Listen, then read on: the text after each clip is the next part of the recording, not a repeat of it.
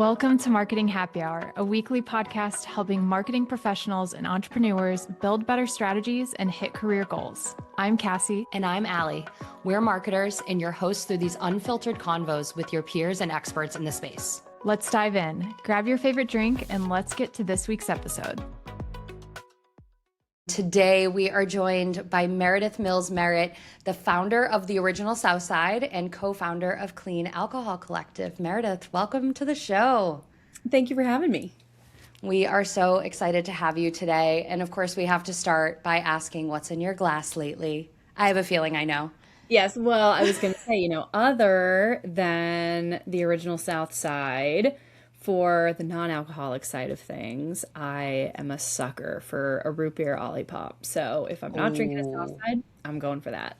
So good. So good. They consistently, I feel like Olipop comes out with these flavors that, like, I forget if it was the crisp apple last year or the year before. I love that one. Oh my gosh. They're so good. So those are my safe bets. Yeah.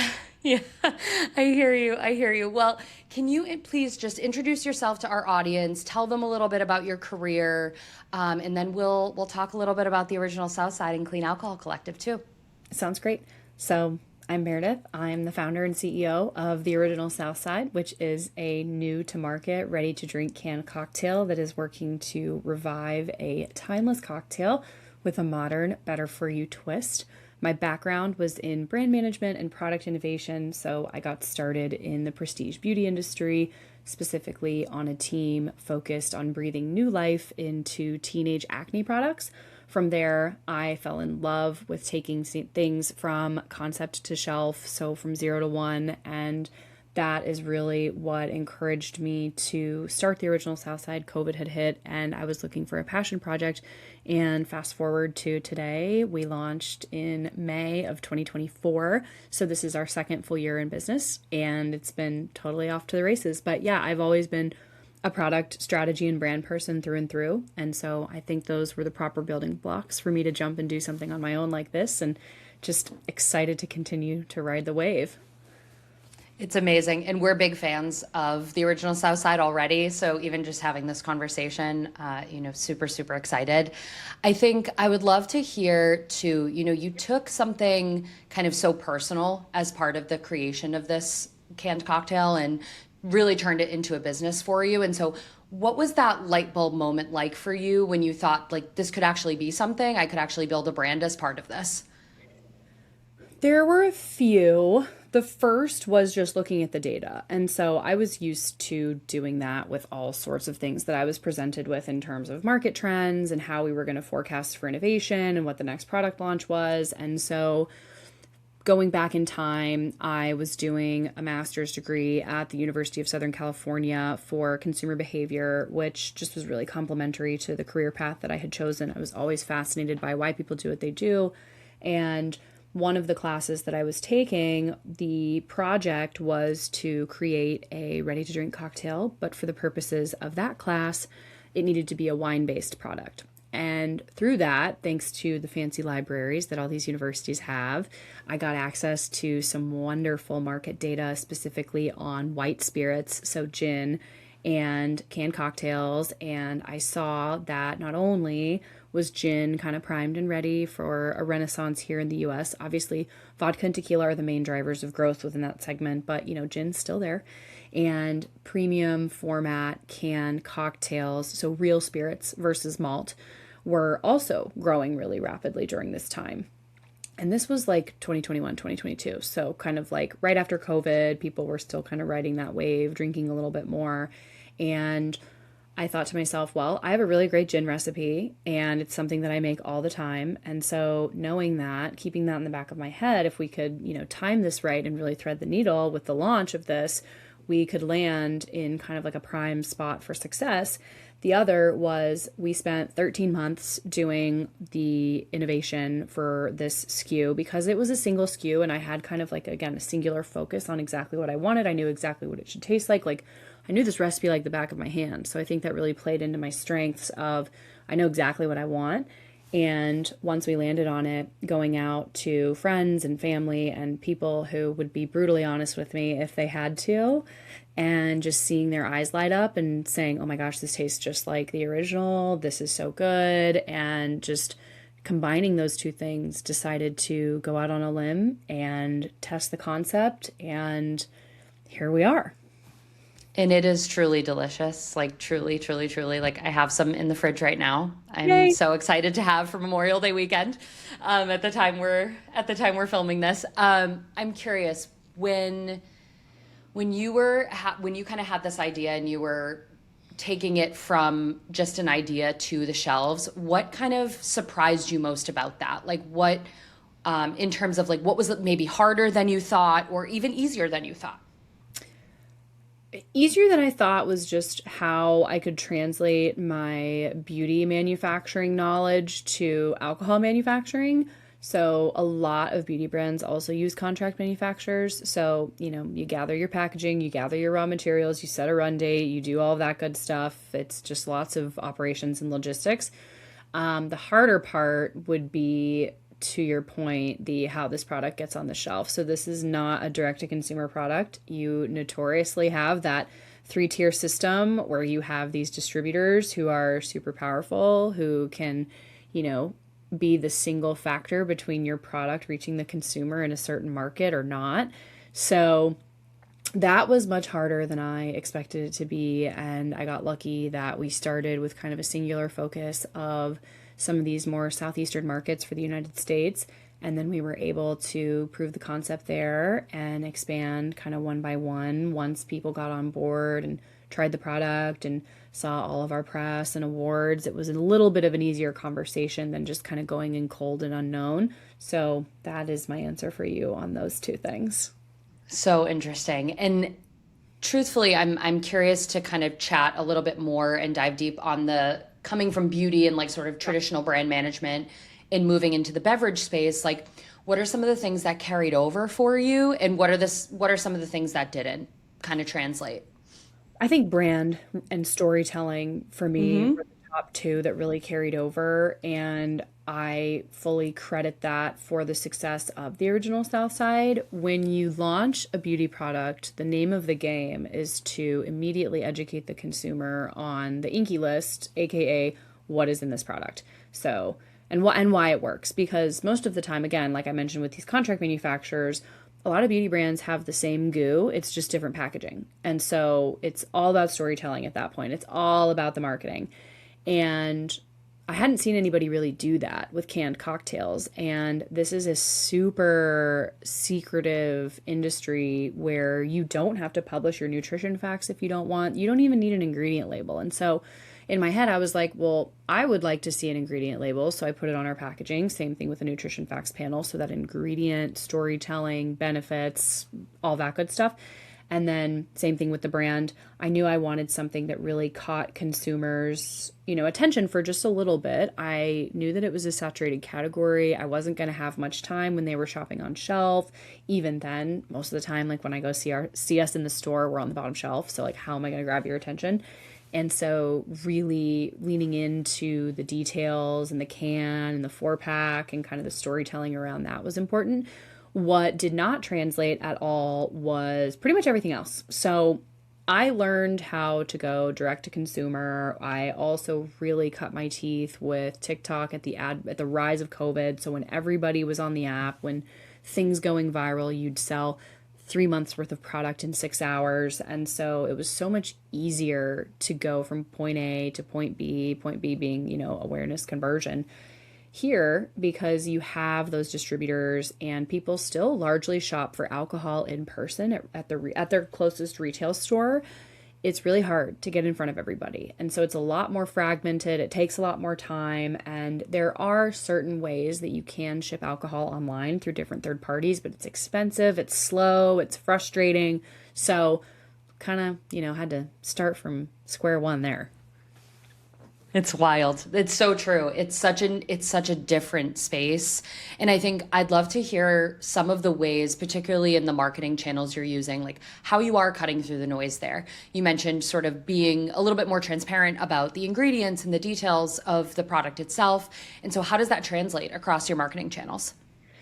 First and foremost, we want all of our channels to kind of educate, to, like you said. So Instagram is much more of a mood board, but when you click into some of the links that we provide, it's really all of our press, it's all of our information, and like we really want to guide you back to kind of square one, just so you know the drill on the original Southside, knowing that in order to feed the beast from a digital mindset and a digital point, we just didn't have the budget or time or team to accommodate. And so TikTok is something that we toyed around with for a little while. Our content actually got shadow banned because it's alcohol, and now we're trying to give it a go again in the next few weeks. So stay tuned. We might bring that back. And then for the other parts, we really spend the majority of our time doing kind of in real life marketing. Like we are IRL all the way. The majority of our budget, and I'm talking like 95%, goes towards in-store demos, tastings, events where consumers are in a consumption mindset. And I think that's really important because I'll give you this example. You know, we do a lot of demos at Whole Foods, which is a great retailer of ours. And we really try to get the 4 to 7 p.m. tasting slots, because if you are trying to sample alcohol at, 11 o'clock on a Tuesday, people are going to look at you like you have horns growing out of your head. They're like, I'm here to grocery shop and get my healthy food. I'm not here to think about alcohol. Like, get away from me. And so that's fair. That's happened to me before many times. So really spending the time right now building it's a super cheesy term in the industry, but it's so true, liquid to lips. Like that is truly all that matters, because once people try it, they get excited about it. They want to add it to their drink repertoire. And, that's our easiest way to win versus spending time and money on things in the digital world right now that just aren't showing a return for us like the other things are. Absolutely. And I think they're particularly in the IRL space, right? It also includes like different partnerships and things like that you've landed in some really creative ways, right? Including kind of unexpected outreach moments and things like that. What are some of the lessons that you think other founders can take from that?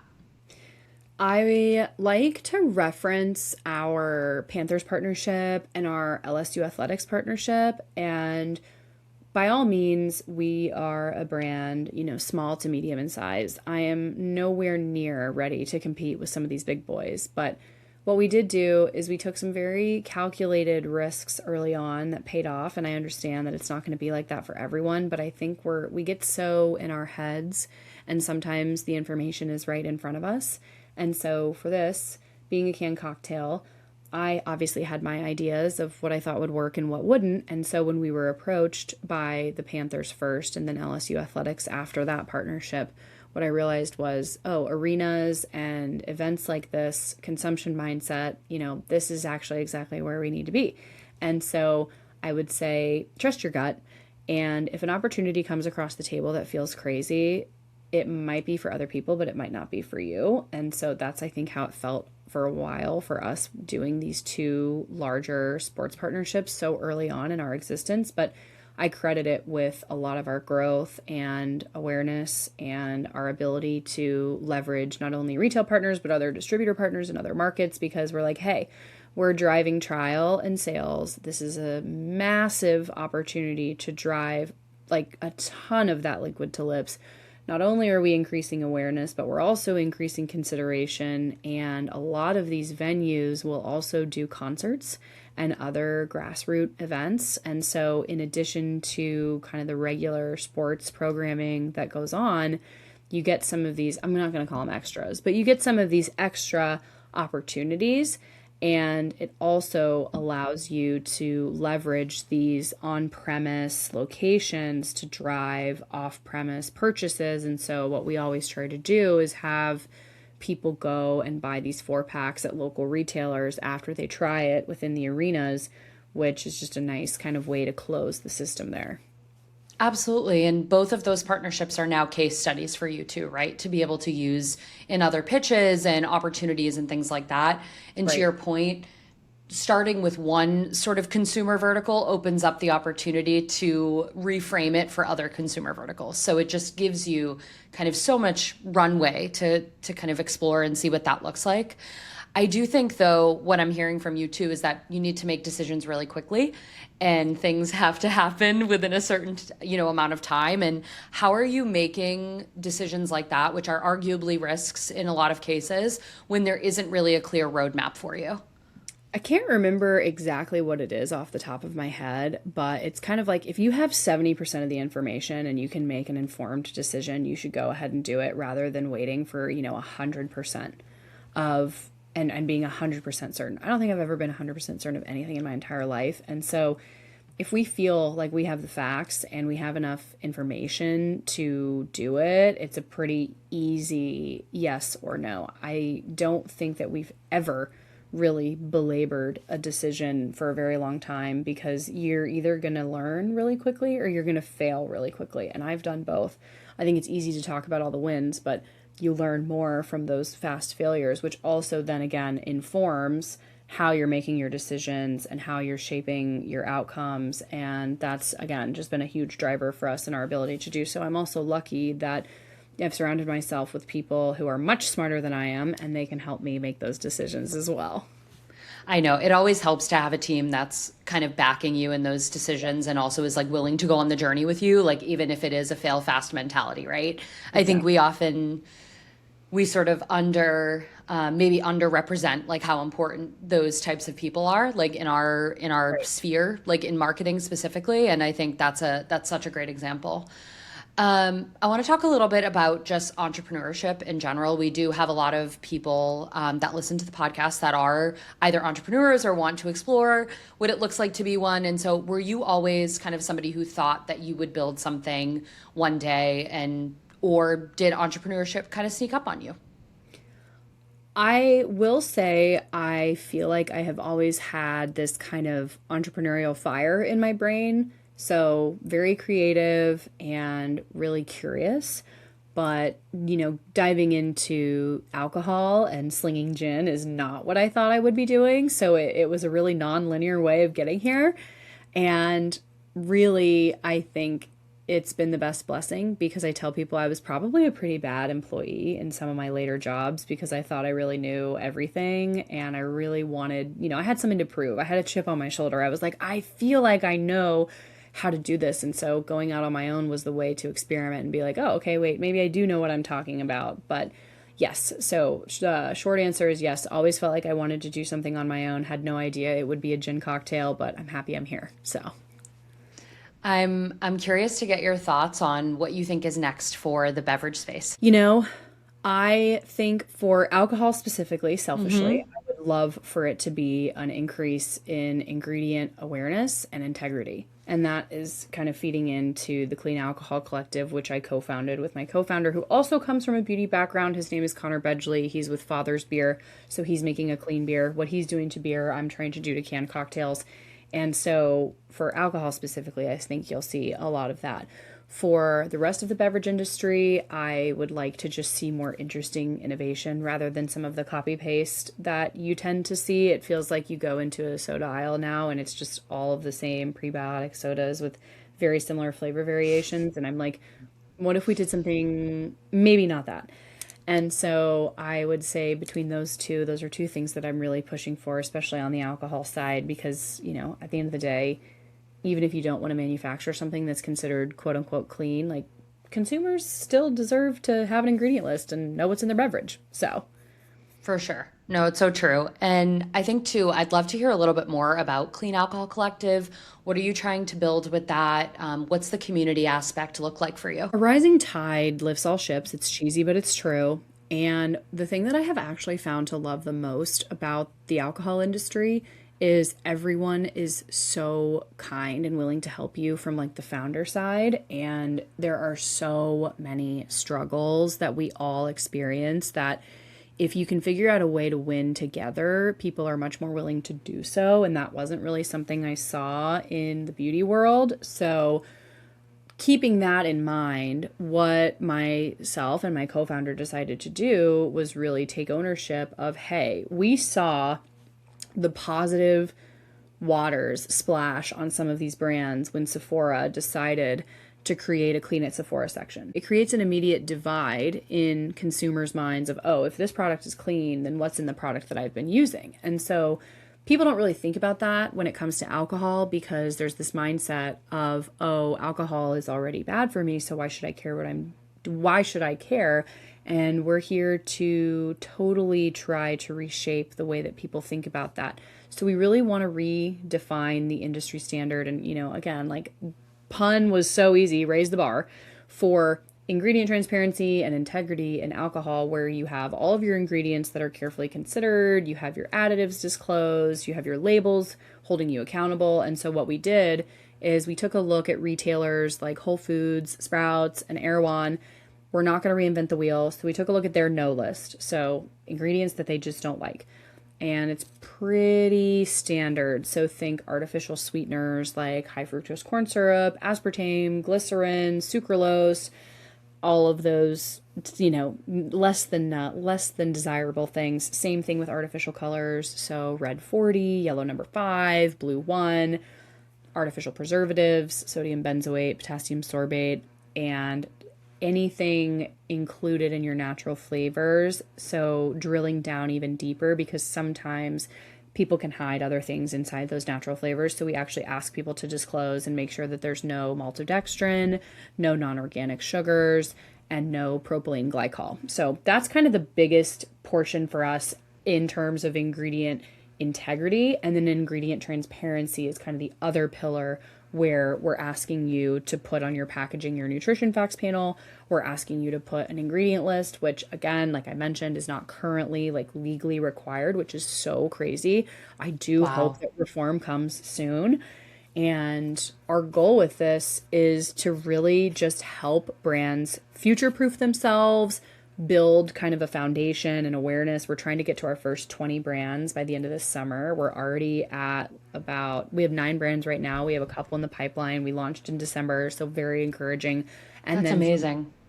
From there, we'll look at expansion, industry pressure. Like, our dream is to launch with, 1 or 2 key retailers to create a clean alcohol section in store. So think like Better Summer Barbecue, where you have these brands next to each other and, you're marketed almost as like a suite of products versus just an individual. So that's really kind of where we're going with that. And then eventually getting into some sort of reform milestone, but that's 2027, 2028. That's incredible. And just a light addition to your day job, right? I've Yes. just trying to change the clean alcohol industry. Bit. Yeah.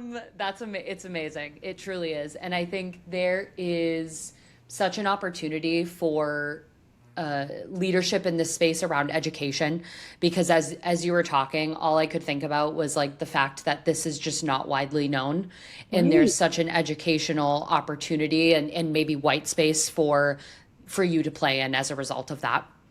I just get so discouraged seeing these big launches in the industry. There are 2 that I'm speaking about. One is it's called Sunny D Purple.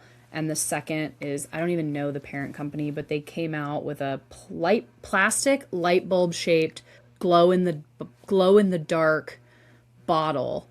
And when you look at the, product opportunity, you're like, this is radioactive in nature. And it is a shame that we are not training consumers to ask more questions. But it's also a shame that there's not more, to your point, things in place that would require companies to innovate a little bit better. And the story that I always share with people, it's truly my soapbox, so I will wrap it up after this, but it's healthy drinking is an oxymoron. We know that. No amount of alcohol is good for your health. I think people who like red wine and tequila have done a great job of, people thinking they're quote unquote healthy. Not the case. If you want to be healthy, you just don't drink. So when you take that a little bit further, some of those artificial preservatives that I was talking about, specifically sodium benzoate, when that is mixed with ascorbic acid, which is also known as vitamin C, it can produce benzene, which is another cancer-causing substance. And we know this. I knew this from my beauty days. This happened to us. We had a master blender ask to add sodium benzoate to our formula. And we had to delay our initial launch by 6 months because I wanted to find another production facility. And then you start digging deeper and realize that according to certain, documents, the FDA has known about benzene in food and beverage and these reactions since the 1990s. So you can't count on some of these governing bodies to help you. You have to really take that information yourself. And again, it's like, I love to drink. I wanted to have a cocktail, but I don't want all the other nasty crap in it. And so truly that was the impetus for all of this. And then you realize, oh, wait, I can also help you and bring brands together that have a similar mindset. So for sure. And it's so clear. Like, your passion is literally palpable. I'm like, how can I help? You're like, yes. Like, where I'm like, actually, yes. How can I help? It's just amazing. And as we kind of wrap up this conversation, as I mentioned, we do have a lot of folks who are that listen to this podcast that are kind of sitting, and maybe they have an idea in their notes app right now, and they're afraid to kind of take the first step to launch something, or maybe even dabble in entrepreneurship in some way. What would you tell them? Do it. If you are the type of person that's already thinking about it, I don't think you'll be happy unless you try it. And I know it's really scary, and I know that there are a lot of factors that go into it, but I always tell people that it's, again, me and the cheesy quotes this time. It's like nothing else is coming to my brain. I literally have this written in my notes app because when I'm, down bad, you cannot let fear of striking out keep you from playing the game. And I find that so many people operate in such a fear-based mindset when it comes to entrepreneurship because it's hard. You have two stories. You hear the massive failures, and then you hear the exits. And you have a really hard time hearing everything in between. And the in-between is so messy and beautiful. And I feel like every single day I get another MBA, and I'm coming out of this. Even if this goes to hell in a handbasket tomorrow, I'm very proud of where I came from and what I've done.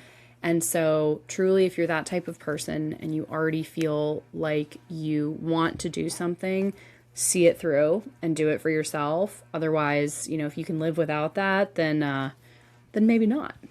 I know. It's such a great reminder, though, and wonderful advice, just career in general, honestly, even just more broadly. And Meredith, as we wrap up this conversation, we will have, of course, all the links in the show notes so that everybody can find Original Southside and Clean Alcohol Collective. Where can everyone follow along with what you're up to as well? Yes. So best way to find me is on Instagram. I am not very exciting outside of Southside. So you can follow Drink Southsides or myself, Meredith Mills-Merritt. And then I always tell people for more information on the Clean Alcohol Collective, you can visit the website, just cleanalcoholcollective.com. So if you have any brands you love or are thinking of even starting one yourself, reach out. Would love to have you. Thank you so much for being on the show, Meredith. We appreciate you. Thank you. Thanks so much for listening to this episode of Marketing Happy Hour. If you enjoyed it, make sure you're subscribed to the show and sign up for our weekly newsletter with insights and marketing resources. We also invite you to check out the MHH Collective, our community for marketers looking to connect, grow, and learn together. Check out the links in the show notes. We'll see you next time.